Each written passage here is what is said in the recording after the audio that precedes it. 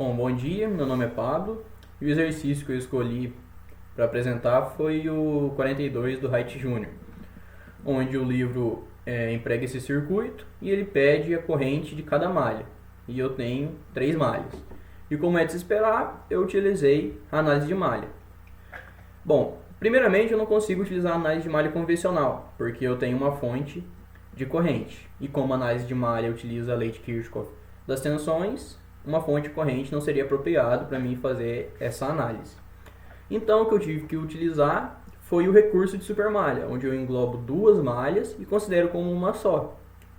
Após fazer isso, eu englobei a malha 1 e a malha 3, considerei essa supermalha e comecei a fazer análise, começando por esse nó aqui de cima e adotei o sentido horário, certo? Comecei lá, menos 7, I1 menos I2, porque o I1 está no mesmo sentido e direção do sentido que eu escolhi, e menos 3, I3 menos I2, e fazendo as considerações apropriadas, sempre adotando o sentido horário como o primeiro valor da corrente. Depois de fazer isso, certo? Eu sei que as quedas de tensões igual às elevações de tensões, eu chego nessa equação. Chegando nessa equação e fazendo manipulações algébricas, eu chego na equação padronizada final, onde eu tenho que menos 7i1 mais 10i2 menos 5i3 é igual a menos 1.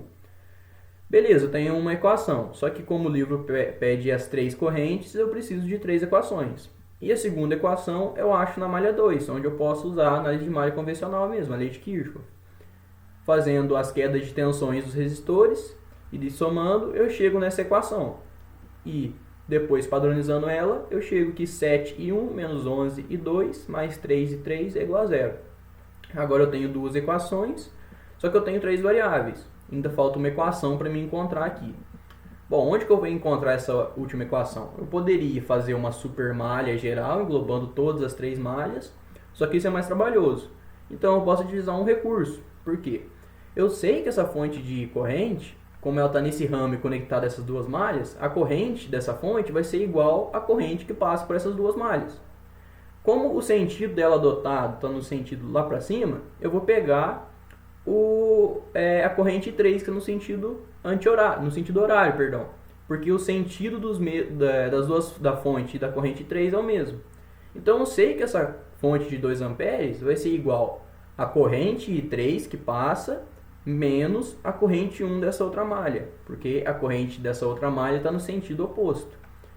Eu sei então que 2 amperes é igual a I3 menos I1, e fazendo manipulações algébricas simples, eu passei o I1 para cá, certo? Para padronizar as equações deixando I1, I2 e 3, eu chego na minha terceira equação. Chegando na minha terceira equação, eu tenho 3 equações, 3 variáveis. Então eu monto o meu sistema, certo?